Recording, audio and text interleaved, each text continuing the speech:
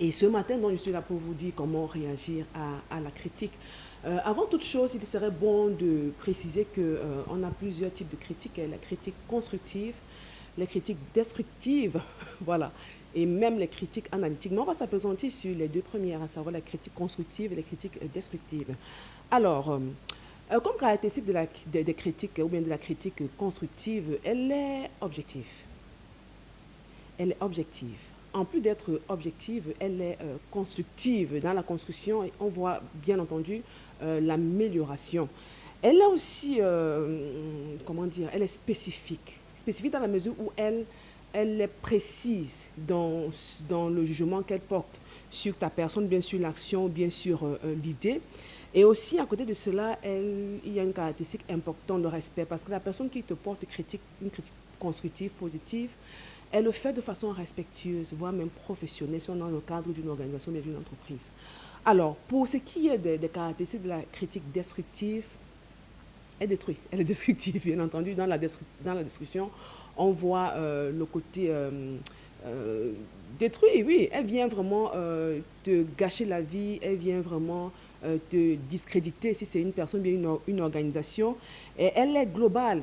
Pourquoi? Parce qu'elle n'est pas spécifique. Et aussi, elle manque d'objectivité dans la mesure où elle vient toucher à ta personne et non au fait, et non à la chose. Elle vient toucher vraiment à ta personne pour vraiment te détruire.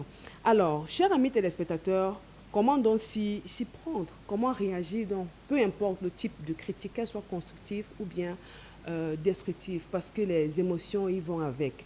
Alors, comment donc réagir face à la critique? Première des choses à faire, c'est réagir de manière positive. Et dans la réaction de manière positive, je vous encourage ce matin à ne pas être réactionnaire.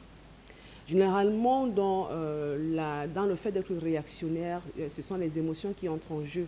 Que ce soit une critique positive ou bien négative, généralement, on se laisse aller et on est réactionnaire. Donc, faites tout pour réagir de manière positive en écoutant attentivement la personne, ou bien la personne qui vous a porté critique, bon, porté un jugement positif ou bien négatif. Écoutez attentivement, surtout, restez calme. Voilà, les émotions entrent en quoi en jeu. Restez calme parce que c'est vous, vous êtes comment dire, le garant de vos émotions. C'est vous qui les gérez. Donc, restez calme et aussi reconnaître les faits ou les erreurs si cela vraiment est, si c'est avéré. D'accord? Reconnaître les faits.